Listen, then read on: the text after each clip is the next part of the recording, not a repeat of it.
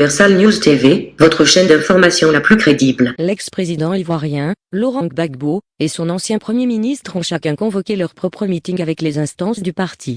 Ainsi, lundi dernier, Laurent Gbagbo a proposé la création d'un nouveau parti, laissant celui qu'il avait fondé aux mains de Pascal Affi-N'Guessan.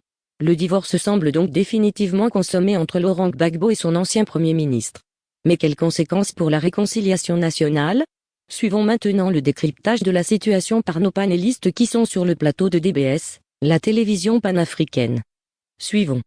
Côte d'Ivoire, divorce entre Laurent Gbagbo et Affi-N'Guessan. Quelles conséquences pour la réconciliation nationale? C'est le thème du débat de ce matin. Gbagbo a proposé la création d'un nouveau parti politique, laissant celui qu'il avait fondé aux mains de son ancien Premier ministre.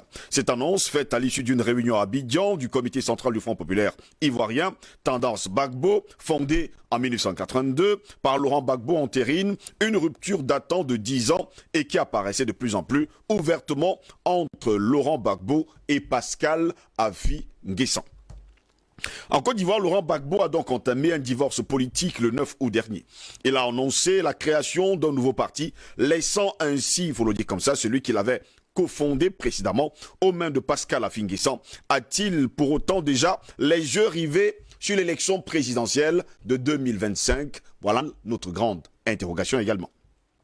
C'est donc un coup de tonnerre dans le ciel politique ivoirien. Les observateurs attendaient avec impatience cette journée où Laurent Gbagbo allait faire sa rentrée politique après 10 ans d'absence. Relate d'ailleurs le quotidien ivoirien Notre Voix qui appartient à la vague bleue.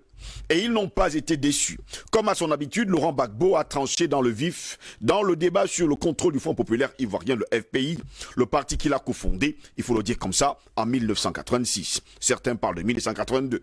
Débat qu'il opposait à son successeur, à la tête de ce parti, Pascal Affi-N'Guessan, président du FPI et son ex-premier ministre. Le divorce est maintenant prononcé entre les deux acolytes. Eh bien, au Palais de la Culture, Notre Voix nous fait savoir que Laurent Gbagbo, conscient de la fragilité juridique de sa position face à Affi-N'Guessan, a jugé bon de contourner la petite difficulté qui l'empêchait de continuer son chemin en annonçant la création dans les prochaines semaines d'un nouvel instrument politique. Bref, pointe le quotidien ivoirien Notre Voix, Laurent Gbagbo abandonne le FPI à Affi-N'Guessan.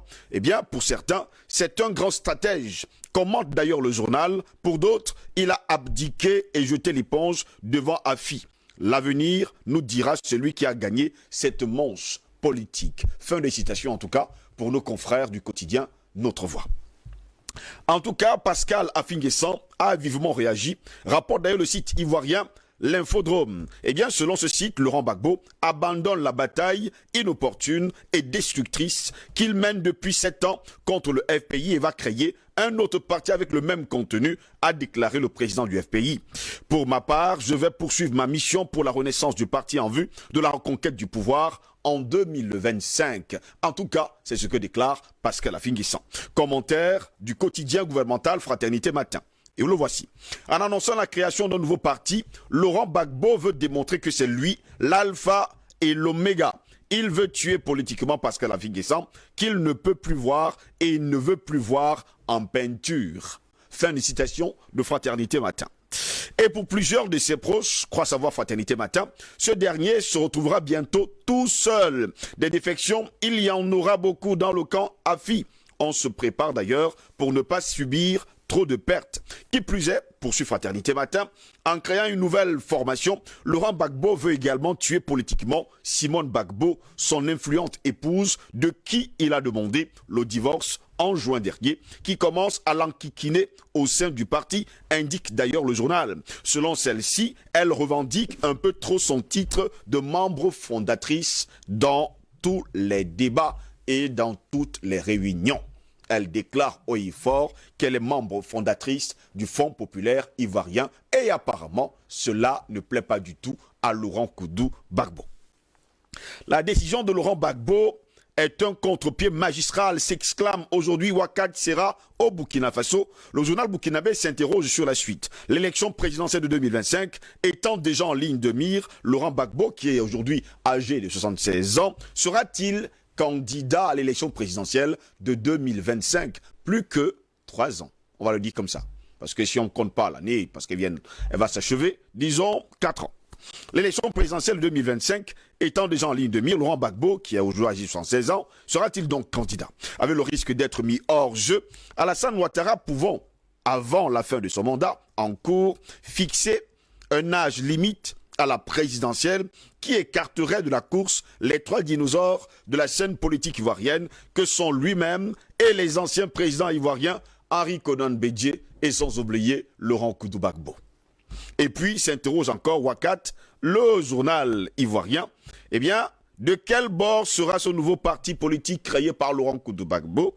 Les alliances en politique n'étant jamais impossibles, jamais de cœur, mais toujours de raison et d'intérêt du moment. Et d'ailleurs, comme l'avait déclaré un homme politique français, eh bien, il faut le dire comme ça, il n'y a pas d'amitié en politique, et il n'y a que des intérêts.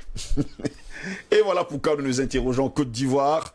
Divorce entre Laurent Koudou Gbagbo et Afin Guessan. Quelles conséquences pour la réconciliation nationale?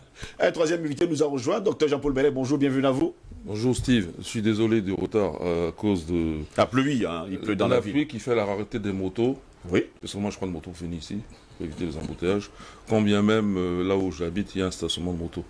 Et puis à la fin, je dois payer le plus fort. Au plus fort, justement. Voilà. Voilà. Donc sinon, je dis bonjour à mes copanélistes, à l'équipe technique, à tous les téléspectateurs de DBS Matin. Bonjour à toi-même d'abord. Bonjour, bonjour à vous. Voilà, et encore un plaisir d'être là ce matin. Très heureux de vous avoir également ce matin sur notre plateau. Sauf que si je préfère le dire d'avance, j'ai l'impression qu'on ne sera pas en concordance. Mais ça ne sera pas faute de faire des efforts. Hein. Mais je soupçonne que je connais votre bord. Moi ou bien de l'ensemble. Oh ben si vous connaissez mon bord... Non, pas ton bord, votre bord, on est en français. Vous êtes pluriel, d'accord. Y compris les téléspectateurs. Et ça commence d'ailleurs très bien, docteur Jean-Paul Belleg. Edmond Kouaté, qu'est-ce qui se passe du côté de la Côte d'Ivoire où Laurent Koudou Gbagbo prend l'initiative de claquer la porte du FPI qu'il a cofondé d'ailleurs avec son épouse depuis 1982. Il prend l'initiative d'aller créer un nouveau parti politique. Tout ça, est-ce pour dire tout simplement qu'il n'avait plus de la même mise sur ce parti politique? Vous savez, Steve, il faut essayer de remettre les choses dans leur contexte.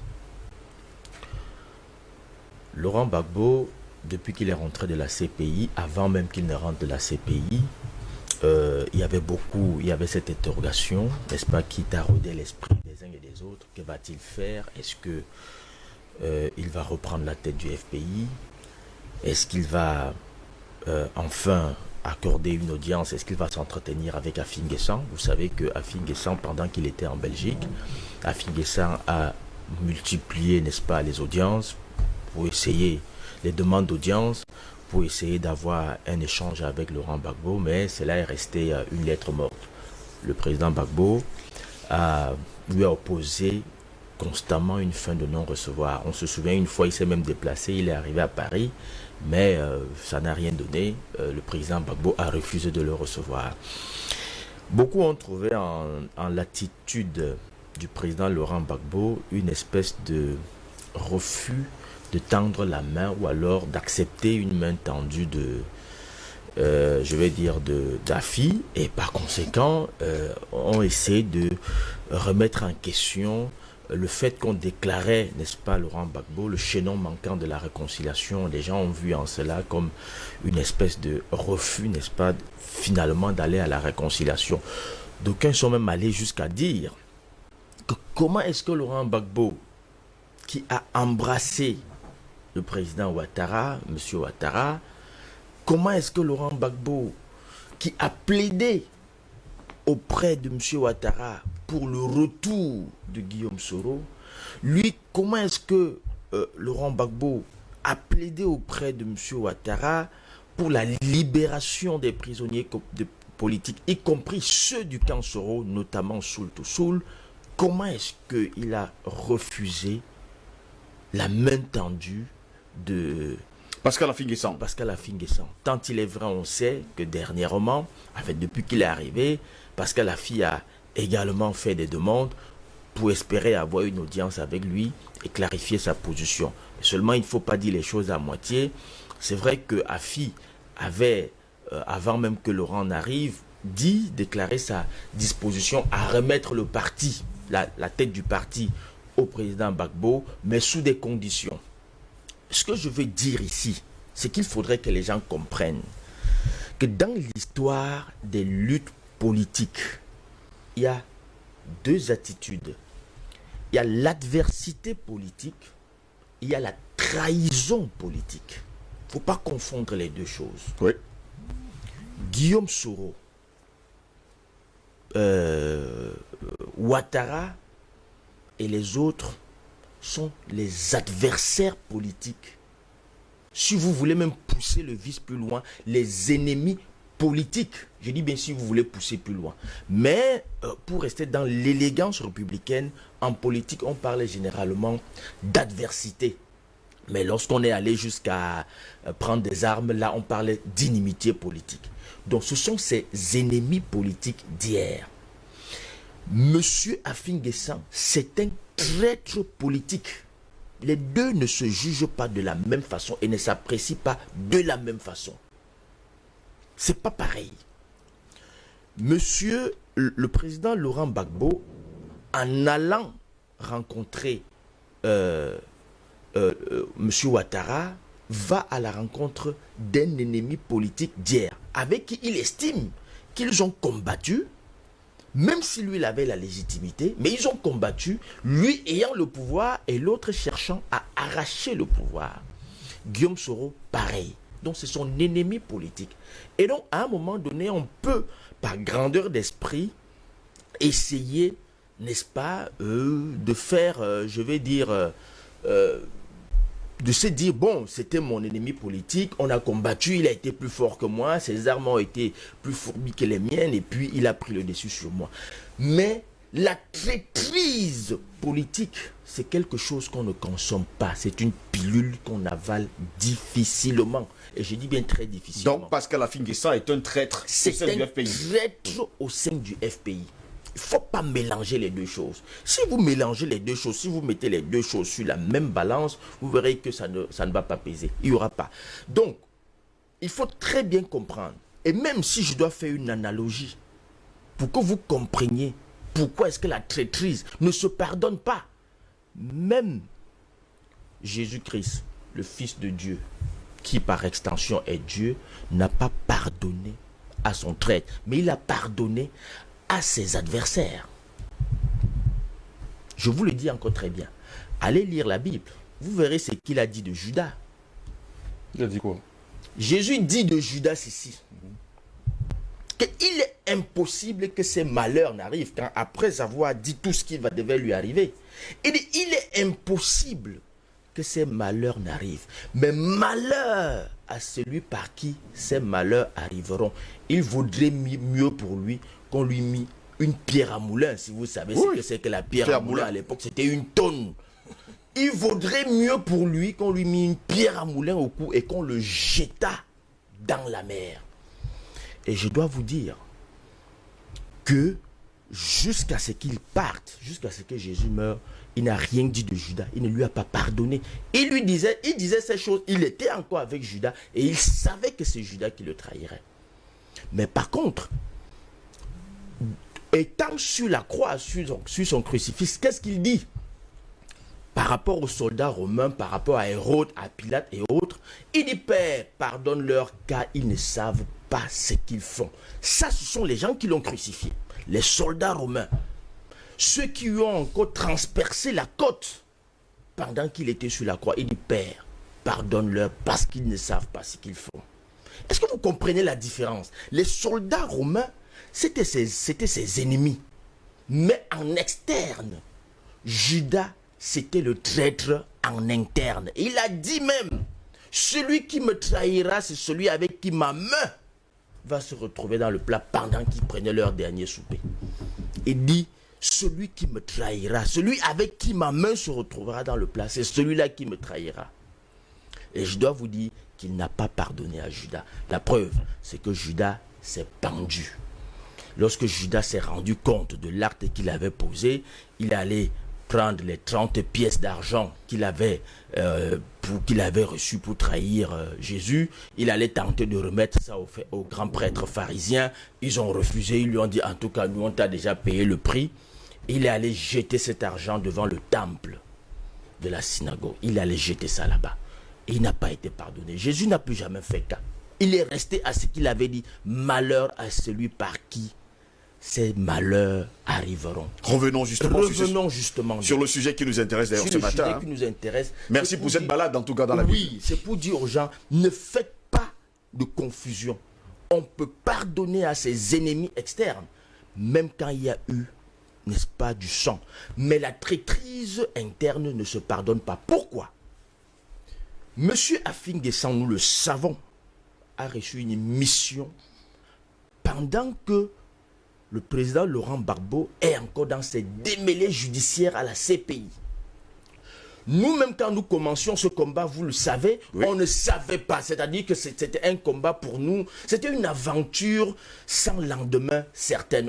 Nous savions que bon, c'était arrêté. La France avait décidé. Et comme nous connaissons l'influence de la France, n'est-ce pas, dans l'appareil judiciaire de la CPI, on savait que Obama, il prendrait 25 ans. Obama, il prendrait 25 ans. On ne savait pas que cette bataille judiciaire allait s'arrêter. Lorsque François Hollande arrive en Côte d'Ivoire, après une rencontre avec M. Afin Guessan, on sait tout ce qui s'est passé. Il a reçu une mission de récupérer l'appareil FPI, l'appareil politique de Laurent Gbagbo, et de tout mettre en œuvre pour effacer, pour passer aux oubliettes le président Laurent Gbagbo. C'est ça la mission qu'il avait. C'est ce rapprochement qui pousse Laurent Gbagbo à se séparer de Pascal Afin Guessan, ou alors de se séparer de lui. Mais il le sait, le président Gbagbo le sait. Il ne lui a jamais pardonné cette traîtrise. La preuve, c'est que pendant que monsieur Afin Guessan était dans cette mission, le président Laurent Gbagbo lui a dit, organise un congrès et on verra si c'est toi qui as la légitimité pour diriger le FPI. À l'époque, le vice-président Abdourahmane Sangaré oui, était encore vivant. Avec tout le monde, les caciques du FPI ont dit, bon, écoute, si tu estimes que tu as la légitimité, allons à un congrès. Si tu es voté, dans ce cas, tu vas prendre. Mais il a préféré utiliser l'appareil judiciaire qui lui était favorable parce que cette mission qui lui avait été assignée par par le président français de l'époque, François Hollande, était conjointement faite avec, n'est-ce pas, la bénédiction de M. Ouattara. Et donc, il contrôlait l'appareil judiciaire en Côte d'Ivoire. Et donc, on lui a donné la légalité du FPI, mais il n'avait pas la légitimité. La preuve, c'est qu'à chaque fois qu'il allait à une élection, il n'a jamais obtenu plus de 10%. Est-ce pour cela que le Front populaire ivoirien a été divisé? C'est pour ça que le Front populaire a été divisé. Et vous comprendrez la déclaration du président Gbagbo. Il lui a dit, laissons-lui l'enveloppe. Prenons le contenu. Le contenu, c'est quoi? Il faut savoir que nous sommes dans un contexte africain où le contenu d'un appareil politique est davantage, n'est-ce pas, le fait de son leader en qui les gens se reconnaissent, que l'ancrage idéologique. Il n'y a véritablement pas d'ancrage idéologique au sein de nos appareils politiques en Afrique. Les gens se reconnaissent beaucoup plus en un leader. Et quand ce leader n'est plus là, les gens ont tendance à le suivre ailleurs. C'est pour ça que vous allez vous rendre compte que, en majorité, les Ivoiriens sont d'accord pour dire au président Gbagbo, crée, n'est-ce pas, un autre contenant, nous allons venir le remplir en tant que contenu. Le contenu d'un appareil politique, c'est cette popularité, c'est-à-dire que c'est la popularité. Ce sont ces personnes, les électeurs, ceux-là qui vont te porter, n'est-ce pas, lorsque tu sollicites les suffrages universels. C'est ça qui fait la grandeur d'un appareil politique. Afin Guessan, même lors des dernières élections, dites-vous législatives, autour de Gbagbo, il s'est créé, je vais dire comme ça, à l'improviste, un appareil qui pouvait porter les candidats du FPI. Ils ont appelé ça EDS. Vous avez vu qu'ils ont eu 18 députés. Afi a eu combien de députés? Moins de 5. Vous comprenez donc qu'il n'a pas cette légitimité. Donc il ne porte pas. Et donc, moi je pense que la déclaration du président Gbagbo, je veux dire, peut-être, ça peut viser à mettre davantage la pression sur Afi pour lui dire remets-moi l'appareil politique ou alors je vais te détruire politiquement. Parce qu'il est d'accord de lui remettre l'appareil politique, mais avec des conditions assorties de conditionnalité, et le président Gbagbo ne peut pas céder à ce chantage. Ça, il faut oublier. Il ne va pas céder à ce chantage. Donc, il peut être en train de mettre la pression sur Afi, parce que si Afi, au lieu de faire ce que je l'ai vu faire, si il revient, s'il a un sursaut, n'est-ce pas, républicain, et il dit, bon, moi, je dépose le FPI, le président Afi peut le reprendre. Dans ce cas, le président Gbagbo n'aura pas besoin de créer un autre FPI.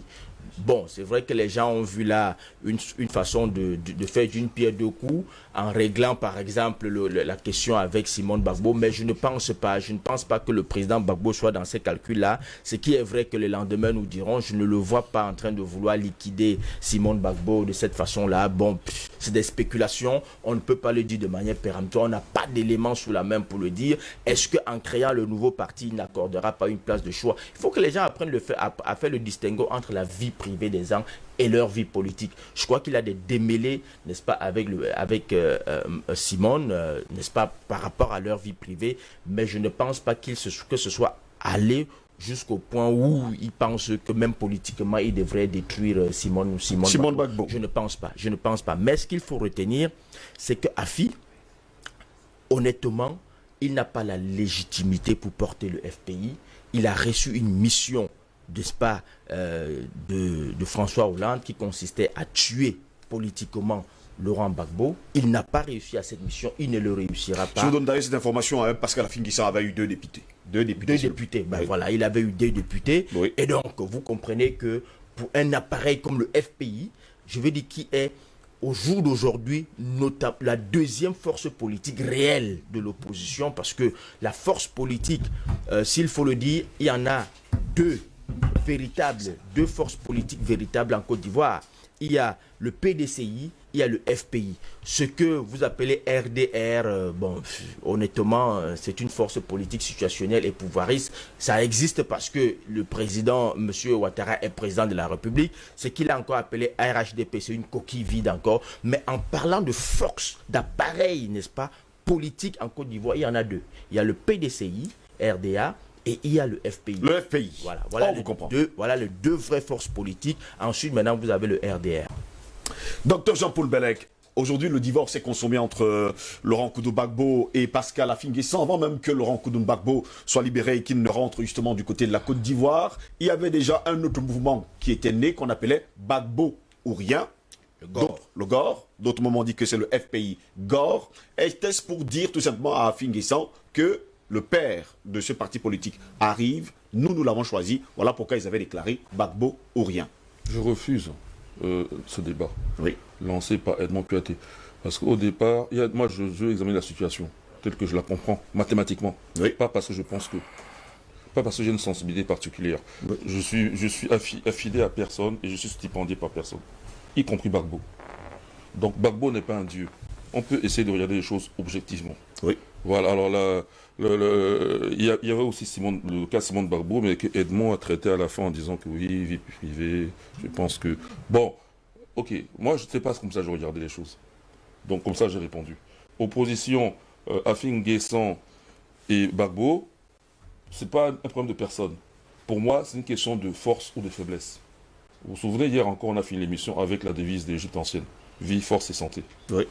Bon, le « et » là, c'est moi qui le mets. Hein. Les devises, il n'y a pas le « et », c'est vie, force, santé. Bon, vie, force, santé. Donc la force, c'est important. Moi, je vois seulement un monsieur qui affiche sa faiblesse. Je parle de Gbagbo, objectivement. Sans sentiment, aucun. Alors moi, je fais des passages en Côte d'Ivoire, et quand j'ai été en Côte d'Ivoire, le régime Gbagbo n'avait pas une si bonne réputation, surtout du côté corruption. Je dis ce que j'ai connu. Ça n'a rien à voir avec mes sentiments, du fait qu'on a proclamé que Gbagbo était un... Après tout, la Côte d'Ivoire nous a déjà habitués, à travers Houphouët-Boigny, à des gens qui au départ sont panafricanistes, mais qui à la fin finissent par trahir. Et leur trahison est souvent très subtile. On se rend compte qu'avec le temps, hein, je pense à Houphouët-Boigny là, et pourquoi Gbagbo y échapperait? Il n'est-il pas ivoirien aussi? Donc, restons objectifs. Il n'y a pas Gbagbo, en tout cas en Afrique, Côte d'Ivoire fait ce qu'il veut. En Afrique, il n'y a aucune raison de donner un blanc-seing à quelqu'un qui vient de passer 10 ans à la Coupe pénale internationale. Et quand il sort, il pose des actes qui sont interrogateurs. Je vous pose une question. Si on avait demandé à tous les pro-Gbagbo africains, là, parce qu'il y a des extensions dans toute l'Afrique, là, voilà, même dans la diaspora, cela avait dit que, avant que Gbagbo arrive en Côte d'Ivoire, que Gbagbo il rencontrerait Alassane Ouattara, et qu'ils s'embrasseraient et tout le reste. Hein. Bien sûr que même avec l'hypothèse chrétienne, je ne suis pas chrétien, qui veut qu'on embrasse ses ennemis mais pas ses traîtres. Moi, je ne regarde pas ce côté-là. Pour ça, je suis clair. Est-ce que les pro-Gbagbo en question auraient dit oui, il peut aller, oui, on est d'accord, oui, bien sûr, c'est la bonne chose à faire. Je crois qu'ils auraient dit que non, on n'est pas sûr que Gbagbo, puisque c'est la mort. Pour moi, la vie peut aller vers la mort. Non, son objectif. On ne peut pas dire une chose et son contraire. Son objectif. Voilà. Donc, moi, je crois que Gbagbo est à scruter avec une loupe. Je ne préjuge pas de la suite des événements, mais je ne lui donne pas un chèque. Vous ne lui faites pas confiance en tout cas. Je lui fais un chèque avec un blanc-seing. C'est-à-dire que sans signature, tu fais ce que tu veux. Oui, on vous comprend. Ce n'est pas question. Tout Gbagbo qu'il est. Non. Parce que la question que tu as posée au départ, Steve, j'ai pu comprendre qu'il y avait mot réconciliation. Oui. Comment tu peux te réconcilier avec tout un pays quand dans le parti d'origine que toi-même tu as créé, tu n'arrives pas à te réconcilier avec ces gens-là? Moi, il faut qu'on m'explique cette équation-là. Hein? Tu as déjà du mal là chez toi, là. Là, c'est ton domicile, c'est toi qui l'as créé. C'est toi qui es censé gérer. Nous connaissons l'histoire. On sait très bien que c'est Ouattara qui gère tout ça. Hein? Là, on a sauté Ouattara, on est passé à Hollande, qui a fabriqué c'est toi qui as dit ça, Steve. Mais Ouattara est derrière. C'est pas Rafik Guesson, on l'a pas arrêté. Il n'a pas passé quelques jours, là, on ne sait même pas où il était. Comment on l'a travaillé? Il était dans une prison. Peut-être même qu'on l'a, comment on dit souvent Fanga, là. Peut-être qu'on l'a enflammé. À savoir. En tout cas, on l'a vu maigre, mangeant un pain à peine. Vous vous souvenez de ça? On se souvient d'ailleurs, c'est nous qui avons mis d'ailleurs l'image. Qui opère? C'est la mort, là. Oui. Il est là, et la mort, elle-même, elle est en train d'exécuter les ordres venus de dessus. On est d'accord? Bon, donc, dans un contexte pareil, si on veut faire la réconciliation, ça veut dire qu'on a une certaine force. Si vraiment, après la réconciliation, on reprend le pouvoir, on doit avoir une... Moi, j'ai tout pensé que Gbagbo vient, il a le pouvoir. Puisque, vu toute la force, les gens investissent. Mais il n'a pas le pouvoir. Au contraire, il va vers le pouvoir, il se soumet au pouvoir. Peut-être qu'il est malin, hein, il est astucieux, comme c'est un boulanger. Je veux bien tout ça. Mais je regarde les actions. Donc, moi, je ne préjuge de rien. Je dis que, vu les actes, il n'y a pas de blanc à donner. Vous aussi, vous déclarez également qu'il est boulanger. Hein. Non, c'est pas moi qui dis ça, je reprends les termes. Ok. Même si ça ne sonne pas bien dans certaines oreilles. Je ne fais que reprendre des termes qui, à mon avis, maintenant sont interrogateurs. Je ne dis pas là que ceux-là, les pro-Gbagbo peuvent reprendre ça à leur compte en se disant que vous savez qu'on dit qu'il est boulanger. Donc il est en train de faire un jeu, mais il va s'en sortir. Je prends ça dans l'autre sens en fait. Oui. Voilà. Donc moi, je ne veux pas être long, comme Edmond Kouyaté l'a fait, parce que moi je ne suis pas un pro-Gbagbo, ni un anti-Gbagbo, et surtout pas un pro-Ouattara. Edmond ne vous a pas dit qu'il est. Non, moi c'est sûr de parler pour moi. Ah, donc je veux juste abréger. Justement pour abréger, pour vous dire voilà. ce qu'il a dit. Mais je ne suis pas un pro-Ouattara, je suis même un anti-Ouattara, parce que pour moi c'est même pas un Africain. Depuis qu'il a vendu son âme, c'est un serviteur zélé des talmudistes. Voilà.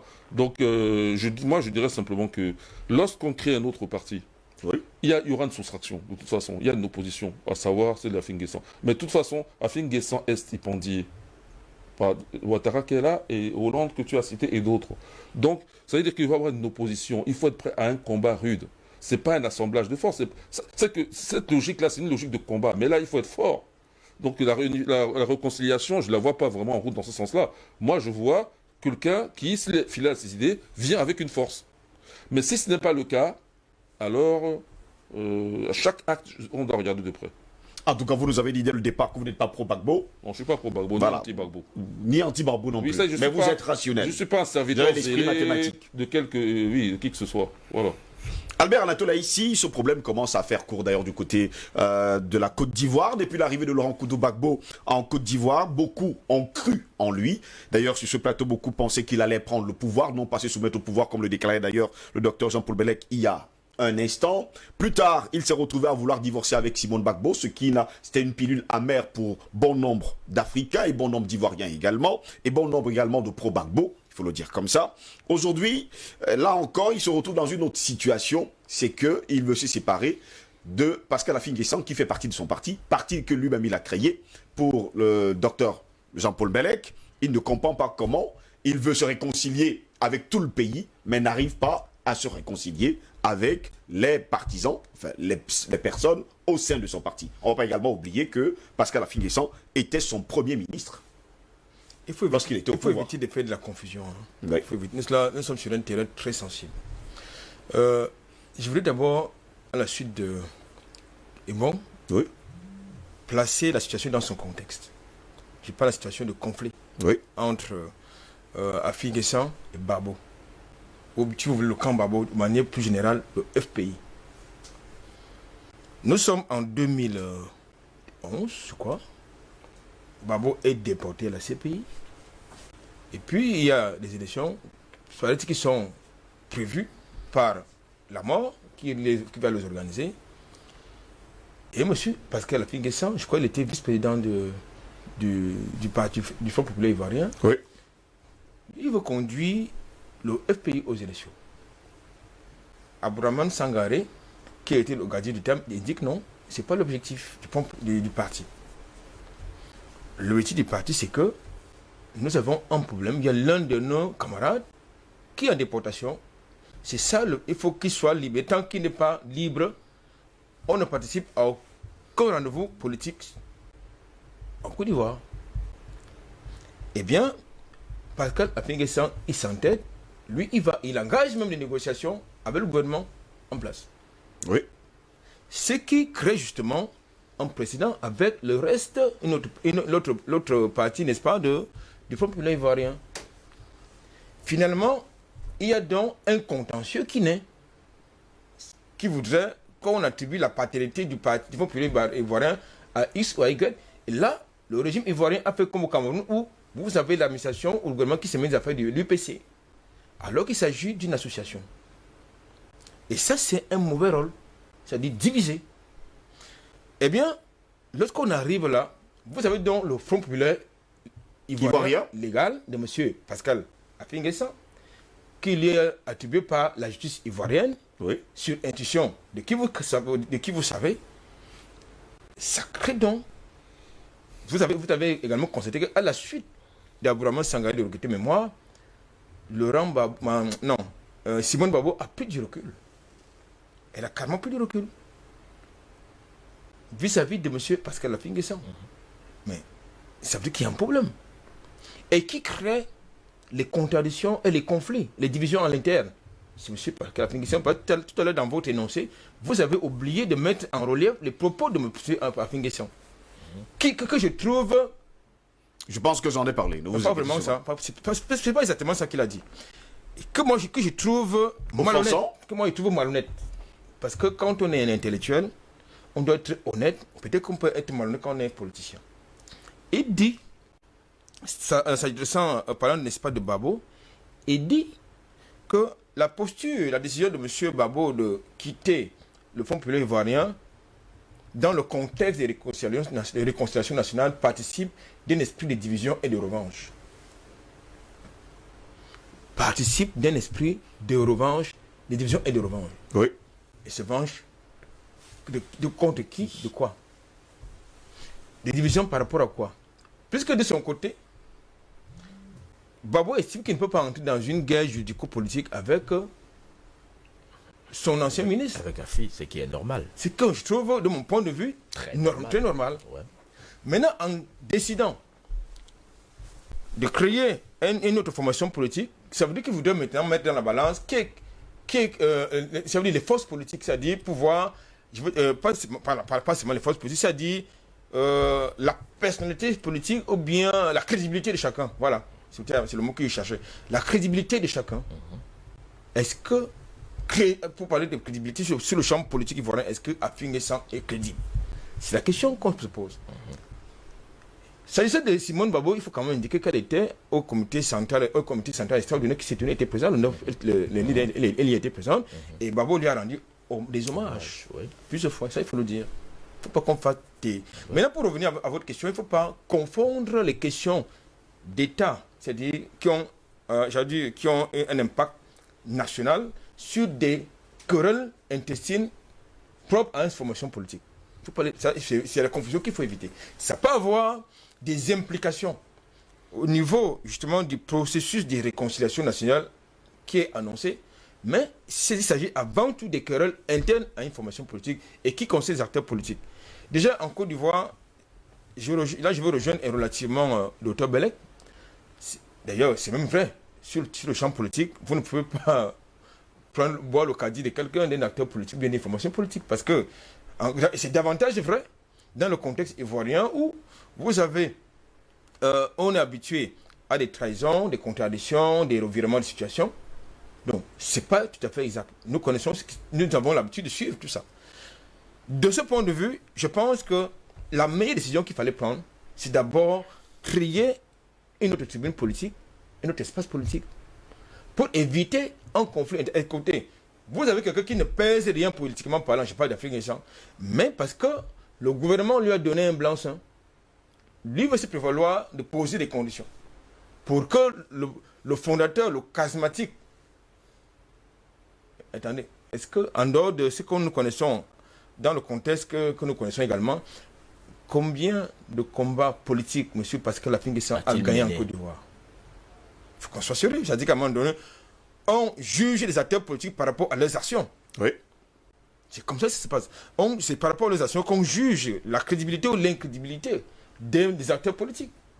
Lorsque nous prenons sur nous la responsabilité de faire l'inventaire des actions politiques de Laurent Gbagbo ou bien de Simone Bobo, c'est clair qu'on va écrire tout un livre.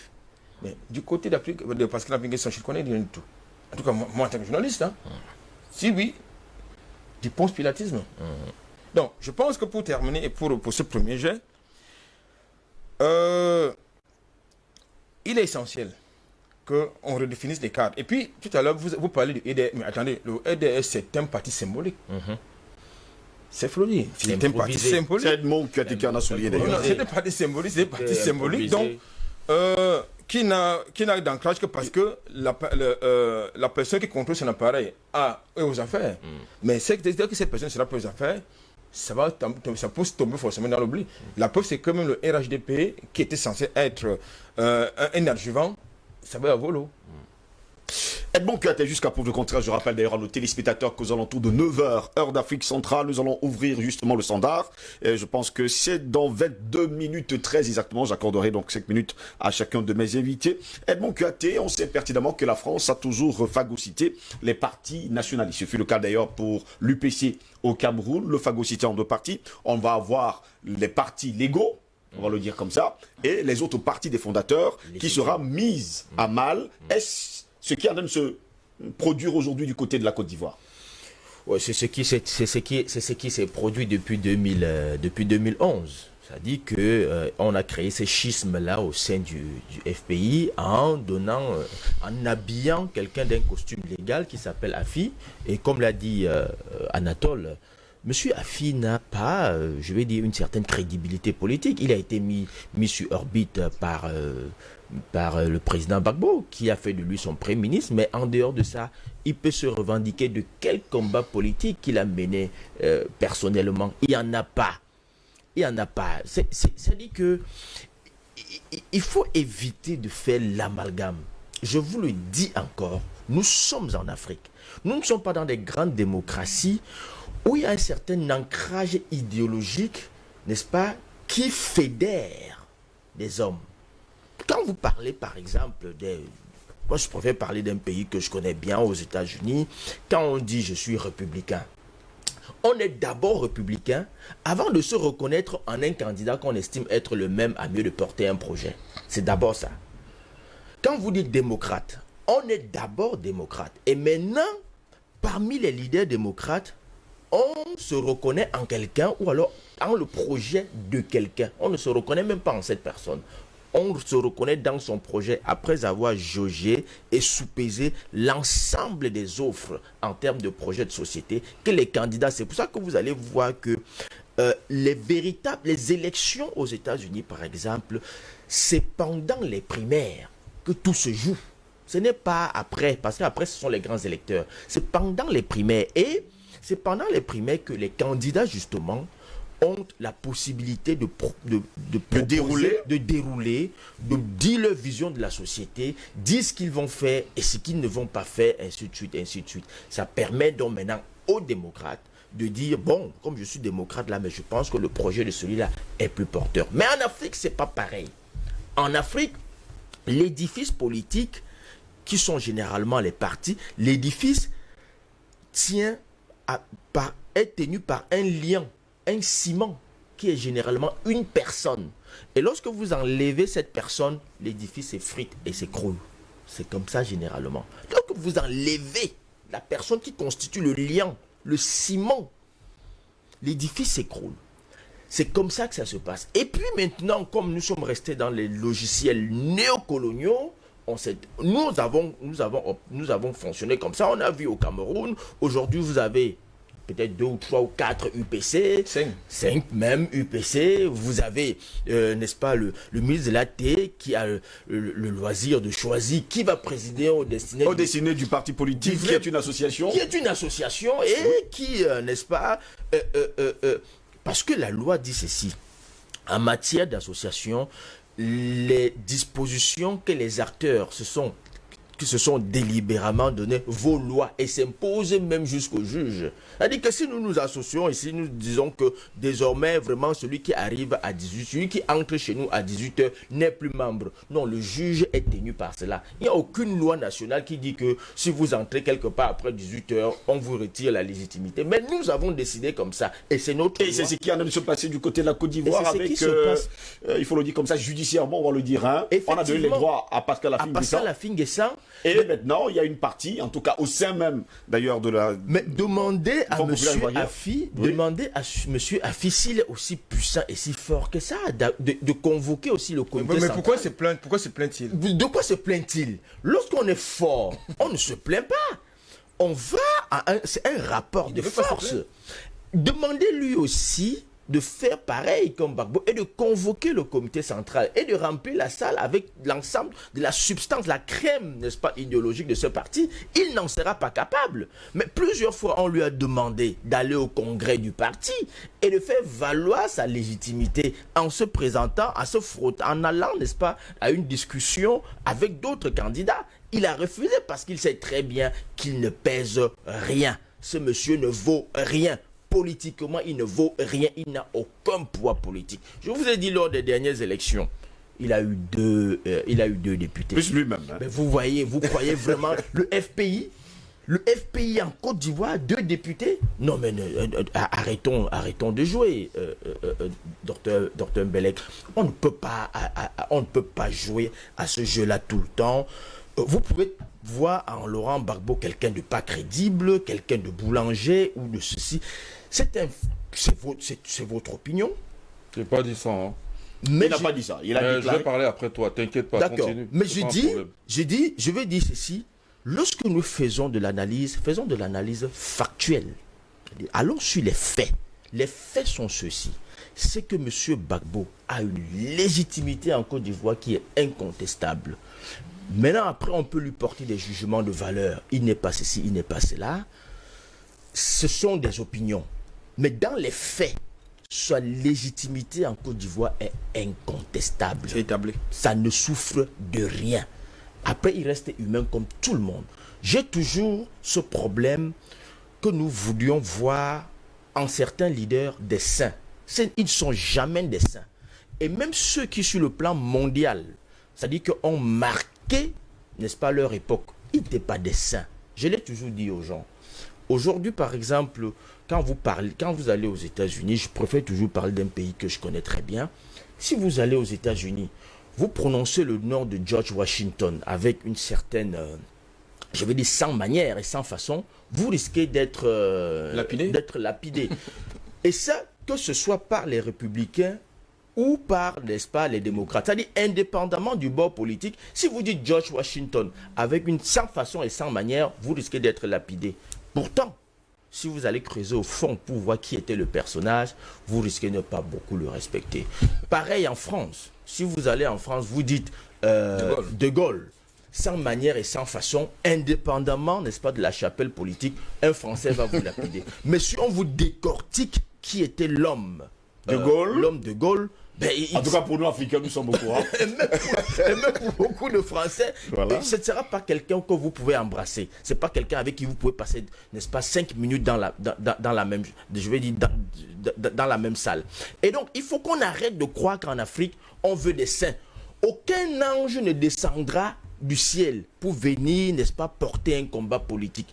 C'est des êtres humains qui ont d'abord leurs vices, leurs qualités, leurs défauts et tout. Ils sont comme ça. Il faut qu'on accepte ça comme ça, qu'on apprenne à apprécier les hommes tels qu'ils sont.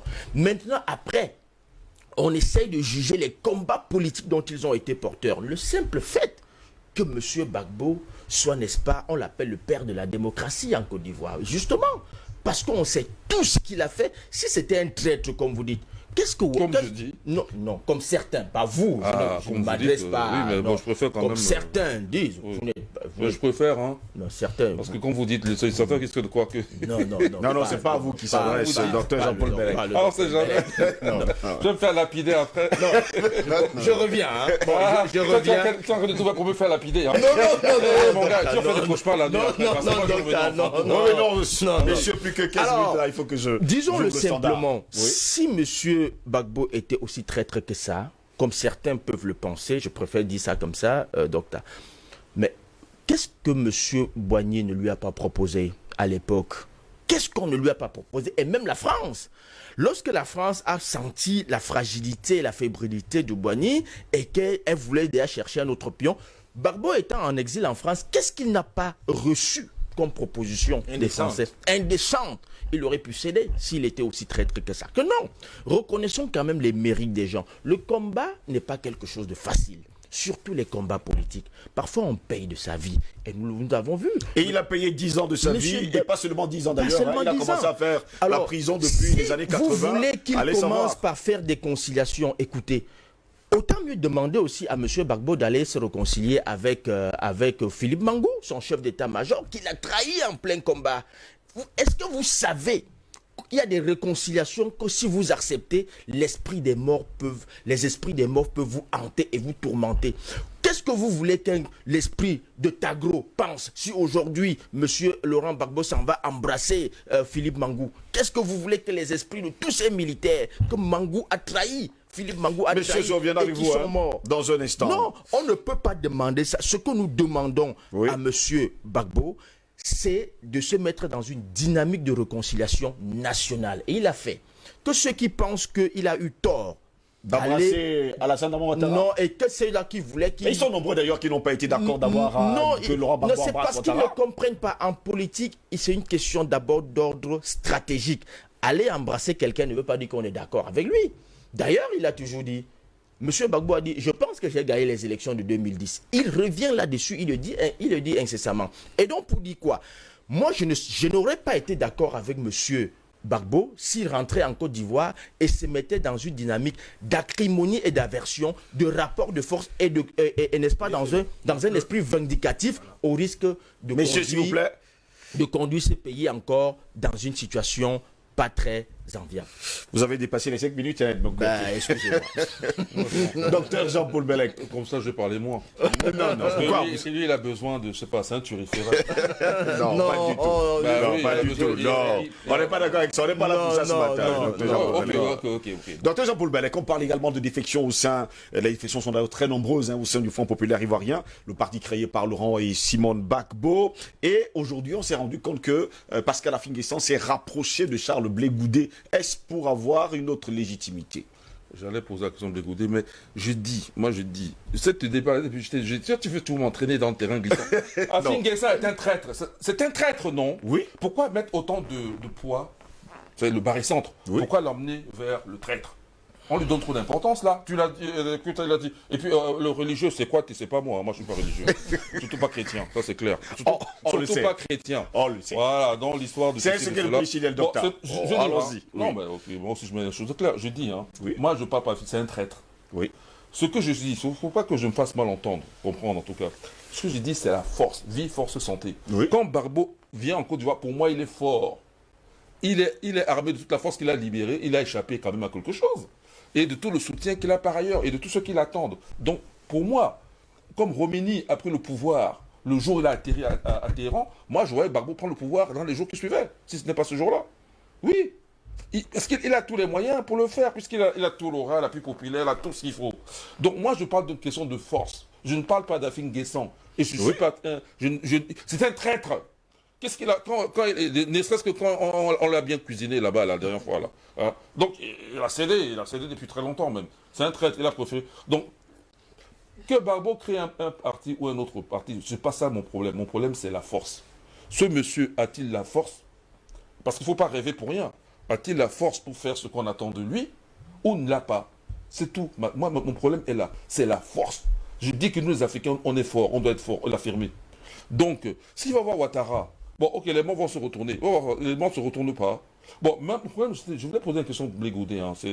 Pas à toi, c'est ça qui nous interroge. Mais Oui. Il y a les paliers, il y a les téléspectateurs. Téléspectateurs à la maison. Voilà. Blé Goudé là-dedans. Si on demande de libérer des gens proches de Soro, Gbagbo donne une liste à Ouattara. C'est-à-dire que tu vois, on est déjà soumis à Ouattara, là, on a déjà mis son pouvoir. Mais c'est pragmatique, la politique. Je ne suis pas politicien, je suis d'accord.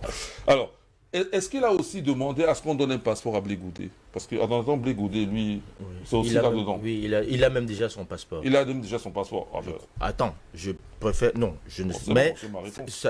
la demande avait déjà été faite. Parce que c'est un autre acteur qui viendra apporter du positif. L'ambassadeur, je crois qu'il a déjà rencontré l'ambassadeur, les formalités avaient été remplies, mais est-ce qu'on le lui a déjà délivré? Je préfère rester circonspect. Donc moi je dis c'est la force. Hein. L'organisation, tout ça, c'est la force. Et dans la force, il y a aussi ne pas trop diviser. Ne pas trop diviser. Nguessan est un traître. Mais est-ce que tout le monde est traître? Voilà. Quelle est la force qu'on a pour récupérer ce monde-là? Quand on va créer un autre parti, c'est encore une autre énergie à investir. Mais maintenant, la mort, elle est là. Elle continue à faire son jeu. Ouais. Voilà. Et moi, je dis qu'on doit gagner. Je l'ai dit, je n'arrête pas de le dire même. On en a marre des défaites. On en a marre de perdre. Maintenant, il faut qu'on gagne. Parce que après tout, c'est nous, les Africains, qui souffrons. On n'est pas là pour un leader. On est là pour nous-mêmes, nous, les Africains. Nous, chacun d'entre nous, et tous ceux, les enfants qui naîtront. L'esclavage, ça va s'arrêter. Et la souffrance, l'exploitation de nos richesses, on ne profite jamais de rien. C'est tout ça. Donc, on a besoin de gens forts, qui viennent avec une force. Et que cette force soit productive. Voilà. À ce moment-là, on suit, il n'y a aucun problème de personnalité ou de qui que ce soit. C'est la force là qu'on veut. La force qu'on veut, justement. Albert Natoula, ici, il ne faut pas également oublier que Laurent Gbagbo a soumis au comité du FPI le contrôle de créer un nouveau parti politique. La décision appartient aujourd'hui à cette instance dans les jours à venir. Naturellement. Écoutez, nous sommes je pense que nous sommes dans les dynamiques de convergence politique. Je ne sais pas au sein même dans le camp de Gbagbo, parce qu'on voudrait l'opposer, on voudrait confondre les problèmes privés aux problèmes politiques. Non. S'il accepte s'il invite, parce que pas qu'il accepte, s'il invite madame, son épouse, son ex-épouse, à participer au comité, n'est-ce pas, du parti, ça veut dire qu'il sait que non seulement elle a un ancrage politique, parce qu'elle est aussi populaire que lui, peut-être même plus. Donc, il est conscient de ça. Là, je réponds à votre question par rapport à la force que vous convoquez. Est-ce que Laurent Gbagbo a la force?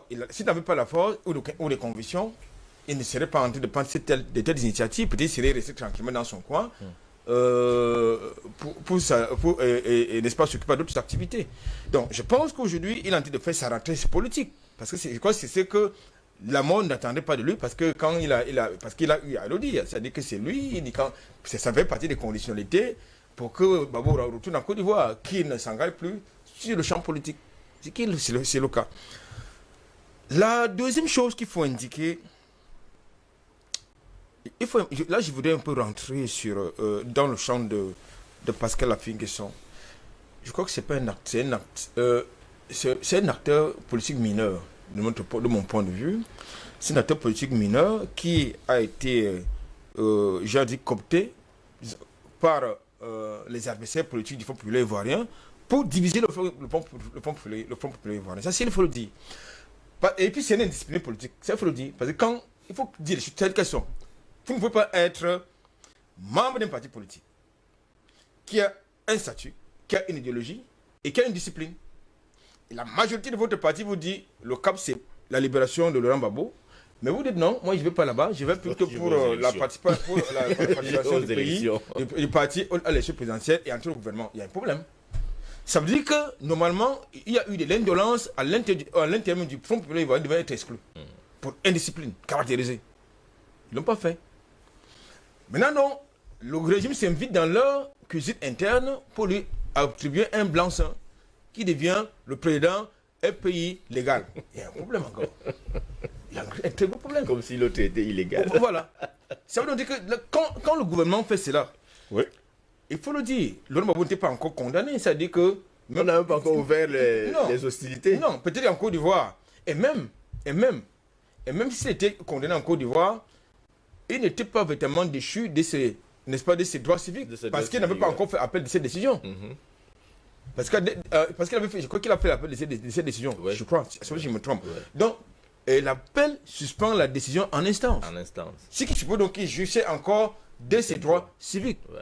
Donc, je crois donc que là, on se retrouve dans une sorte de mare au canard, au crocodile, tout ce que vous voulez, parce qu'on voudrait embrouiller tout le monde. Je pense que pour revenir, ce qui est important, c'est que, et je pense que Laurent Gbagbo a tranché le débat, il a dit ce qu'il fallait dire, c'est-à-dire, on lui laisse l'emballage, nous prenons le contenu. Et le contenu, c'est l'idéologie. C'est l'âme du Front populaire ivoirien. C'est-à-dire que maintenant, on attend de voir la dénomination. C'est ce qui est important. On attend de voir est-ce que la popularité dont on se revendique parce que la Fingue-Sans sera évidente, sera visible, parce qu'il est aussi en train d'organiser un tour de la même nature que le comité extraordinaire, n'est-ce pas, qui s'est tenu tout récemment, qui s'est tenu le 9 août dernier. Ce samedi, je crois que c'est pour ce samedi. On attend de voir s'il y aura, n'est-ce pas, il y aura aussi fera foule. Nous attendons de voir. Et qu'est-ce qui sera dit? Nous attendons également de voir ce qui sera dit. Quoi qu'il en soit, et là, je veux axer mon argumentaire au niveau du processus de réconciliation nationale qui est annoncé. Je pense qu'il faut un peu décrisper. Il faut décrisper justement l'atmosphère politique qui prévaut actuellement en Côte d'Ivoire. La plupart des gens qui ont contesté ou bien qui sont opposés, qui ont été offusqués des rencontres entre Ouattara et Gbagbo, je crois qu'il va falloir qu'ils refassent leur classe politique. Il faut contextualiser telle chose. Il ne faut pas constamment regarder en arrière. Il s'agit d'abord des Ivoiriens.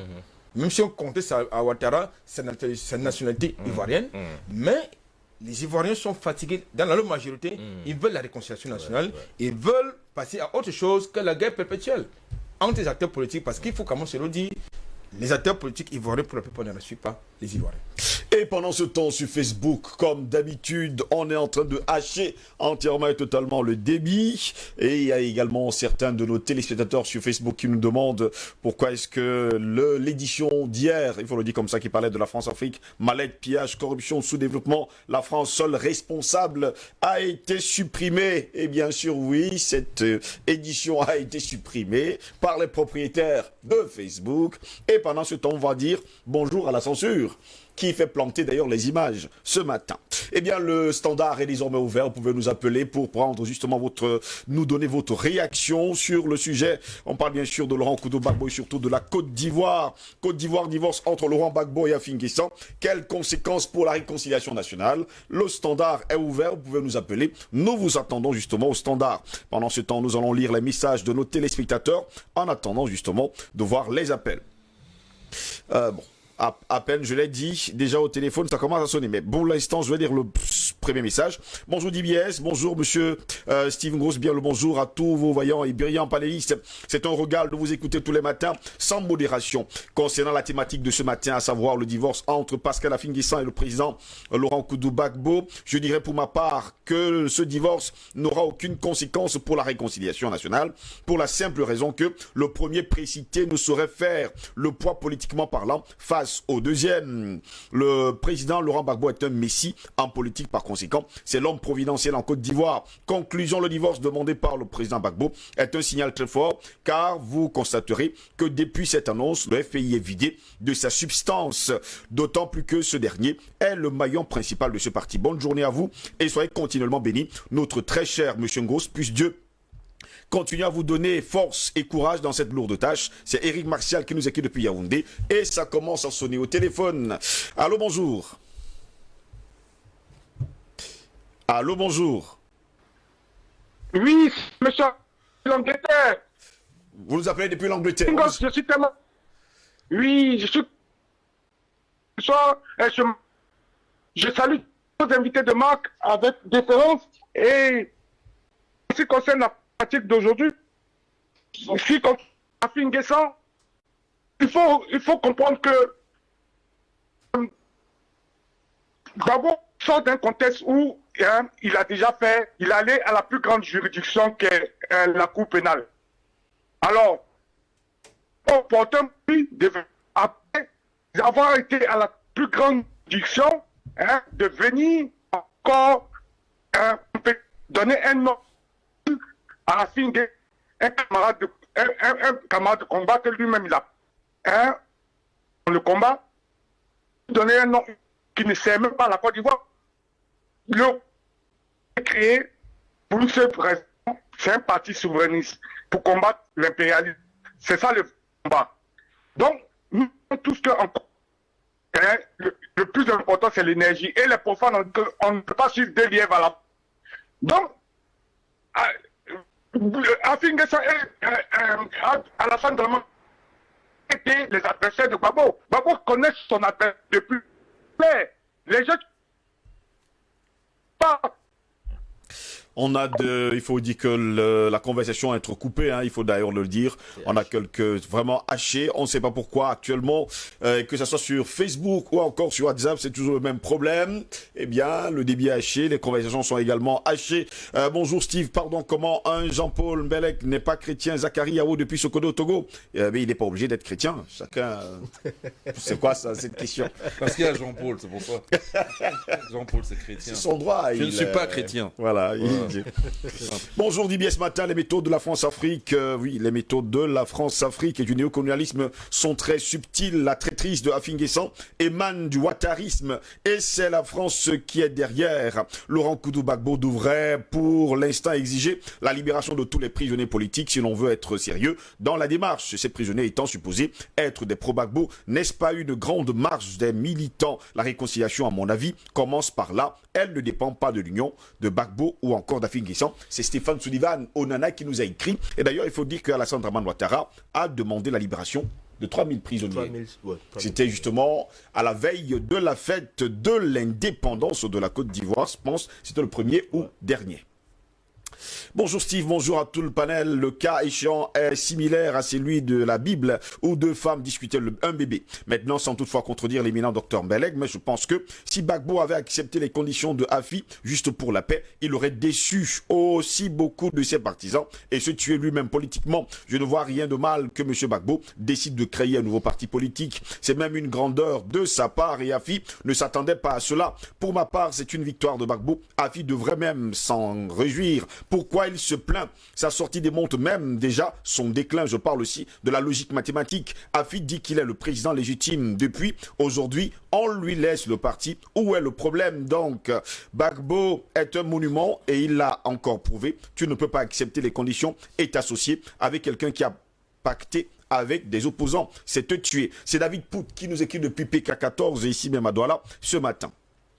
Bonjour Monsieur Ngossi, à tous vos panélistes. La réconciliation, à mon avis, implique aussi la sincérité et la franchise, même dans l'espace politique. Si vous êtes dans un élan de reconstruction ou de remobilisation, il est parfois nécessaire, voire vital, de choisir les meilleures stratégies, les meilleures armes et les meilleurs collaborateurs qui partagent et adhèrent aux objectifs définis. Le président Touadéra a aussi procédé à un nettoyage autour de son armée pour mener à bien les combats contre les rebelles. J'ose croire que Monsieur Gbagbo est dans cette optique. C'est Moto qui nous écrit depuis la Suisse ce matin. Bonjour DBS, le président Gbagbo qui est parti à la CPI est différent de Gbagbo qui est revenu. Ce dernier est corrompu et ingrat. S'il crée un nouveau parti et que même Gbagbo prenne la tête du FPI, elle battra Gbagbo aux prochaines élections. Je n'ai pas réellement compris. D'ailleurs, cette personne n'a pas laissé son nom ce matin. Bonjour Steve, bonjour aux panélistes. Voici exactement la phrase forte du discours tenu le lundi dernier à Abidjan par le président Laurent Gbagbo lors d'un comité central du Front Populaire Ivoirien. Sur le chemin de la lutte, le chemin est long. On rencontre souvent quelques écueils.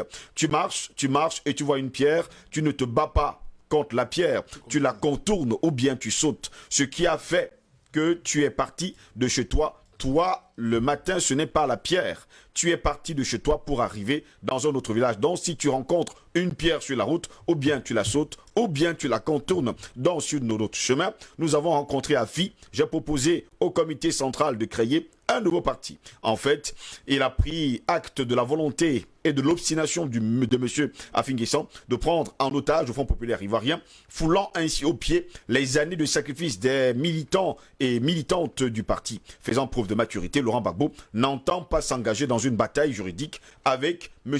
Pascal Afi N'Guessan. Cette personne ne nous a pas laissé son nom ce matin.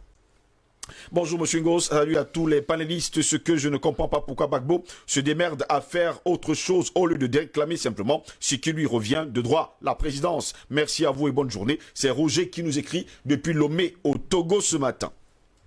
Bonjour Steve, je suis très d'accord avec la première analyse du docteur Mbelek. Faut faire très attention en ce moment avec le président Gbagbo. C'est l'EMSA depuis l'Ourbessou qui nous a écrit. Et oui, c'est un fidèle téléspectateur. D'ailleurs là-bas, il y a... il faut le dire comme ça, un groupe qui regarde DBS ce matin tous les jours. J'y étais encore hier soir, hier après-midi. Merci encore pour l'accueil, pour ceux-là qui sont du côté de Logbesu. C'est extraordinaire d'ailleurs.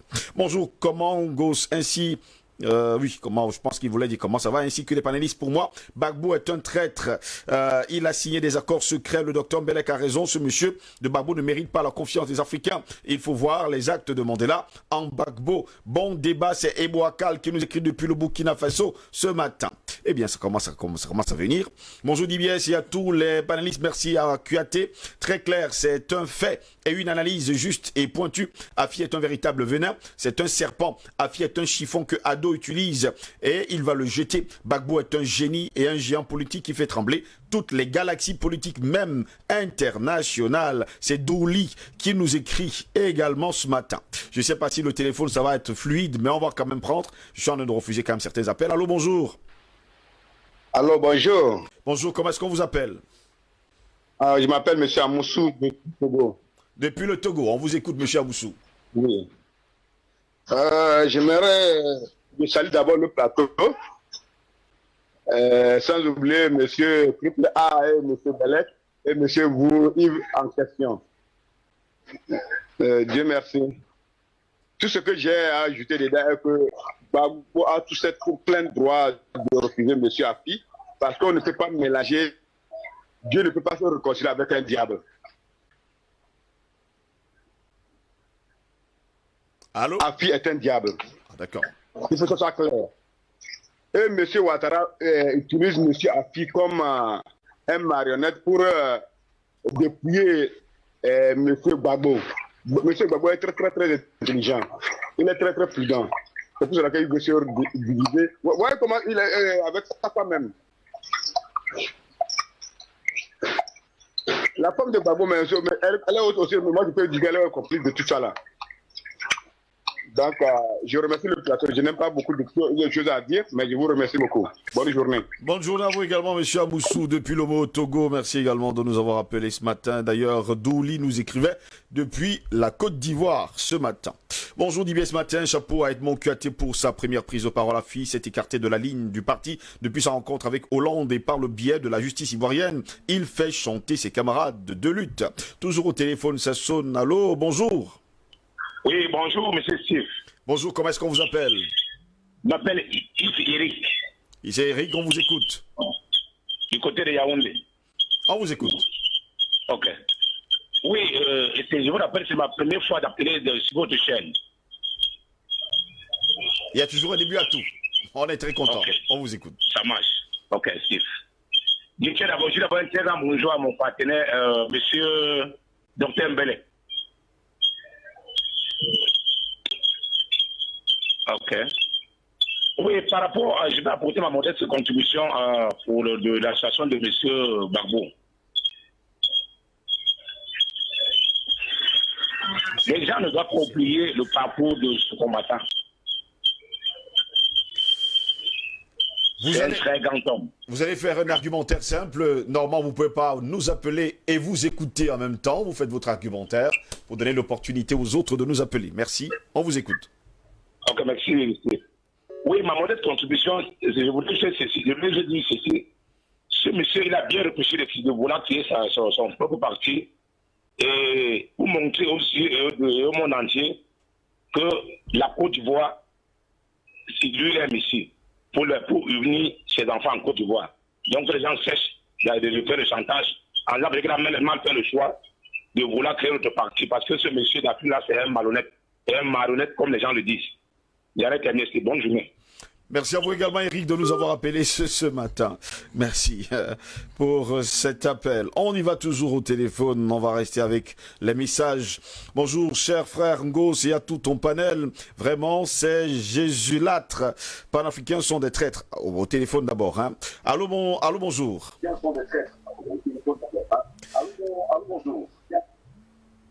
Allô, bonjour. Steve. Bonjour, Thompson et Hans depuis midi.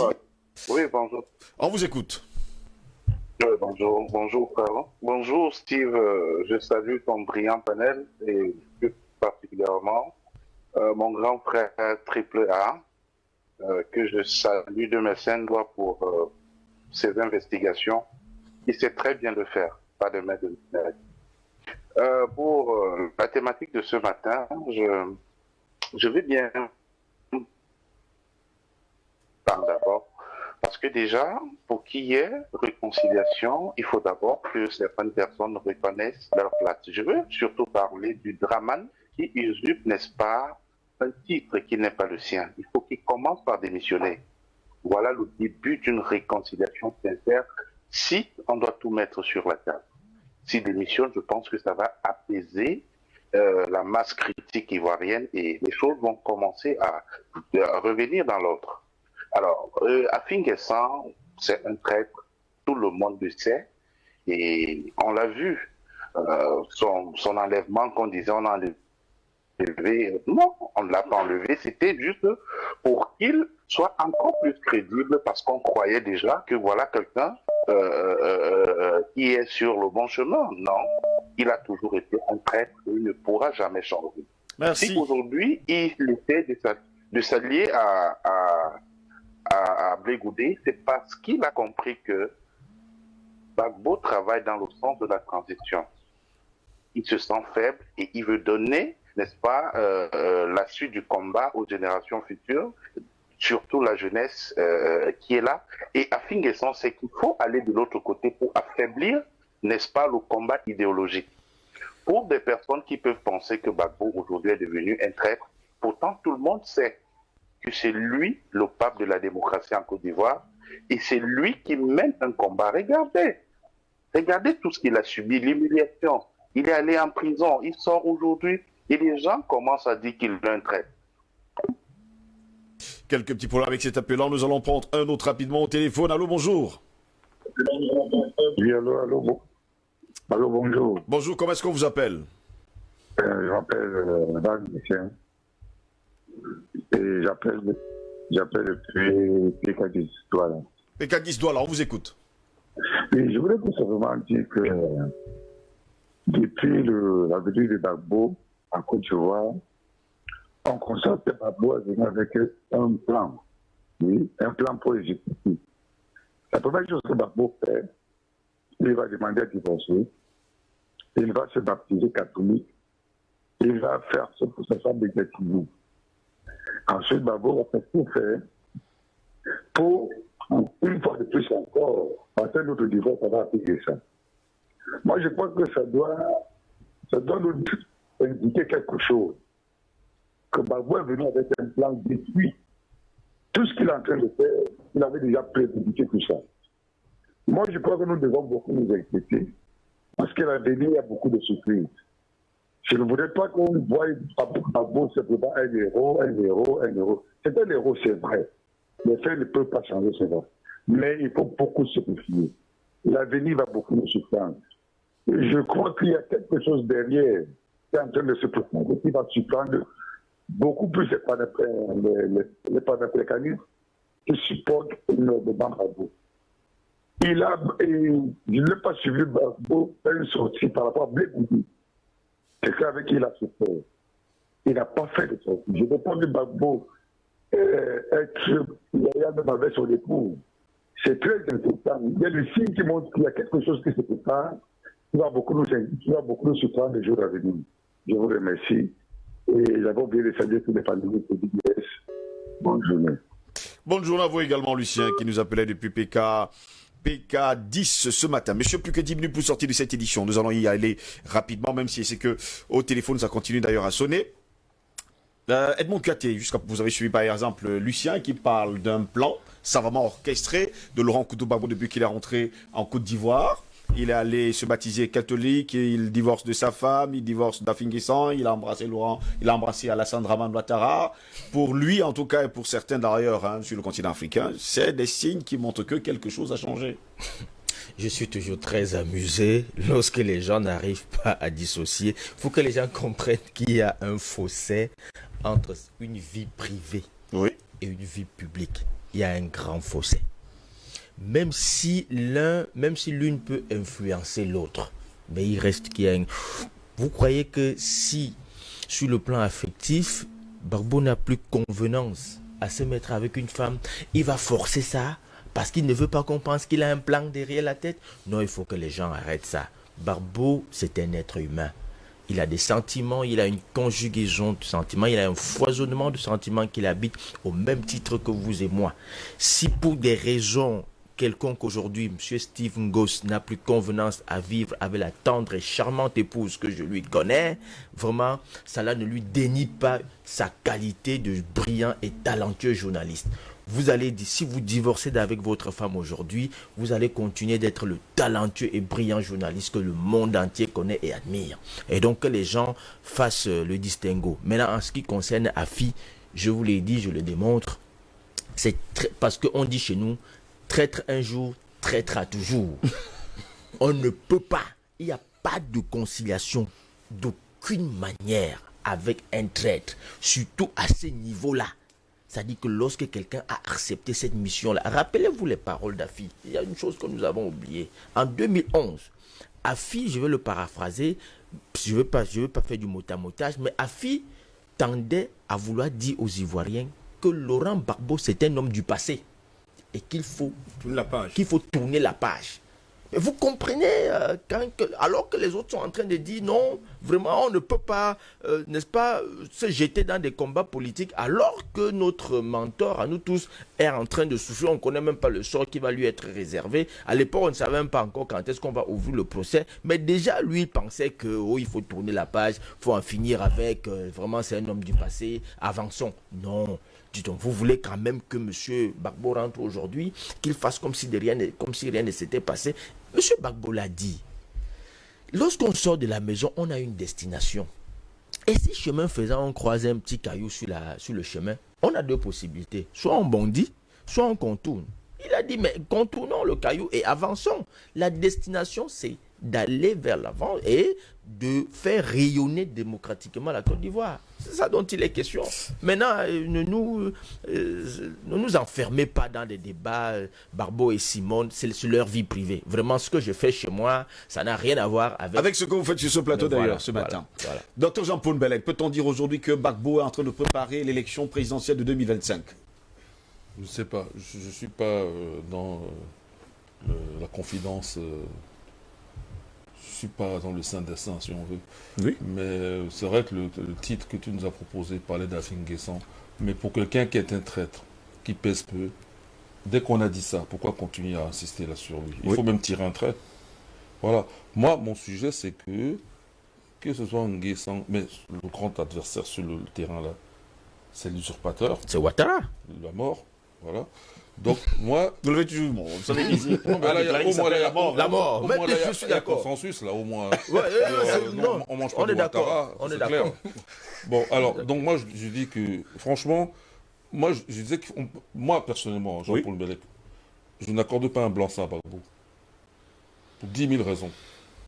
Parce que l'enjeu, c'est pas Gbagbo. C'est pas Gbagbo. Il y en a qui luttent pour Gbagbo. Nous luttons pour l'Afrique. Le panafricanisme. Le peuple africain. En tout cas, en ce moment-là, vous répondez également à ce téléspectateur. Qui même quand on ne sera plus là. Justement, c'est ce que nous faisons. C'est lui qui est le plus important. Donc, ce n'est pas un Gbagbo ou autre. Mais Nguessan, il ne faut même pas parler de lui. Donc, je zappe définitivement, même si tu l'as mis dans le titre. Pour Gbagbo, je dis que, pour moi, sa stratégie, là, si on a une, ça veut dire qu'il a une force. C'est cette force que moi, j'attends de voir en œuvre.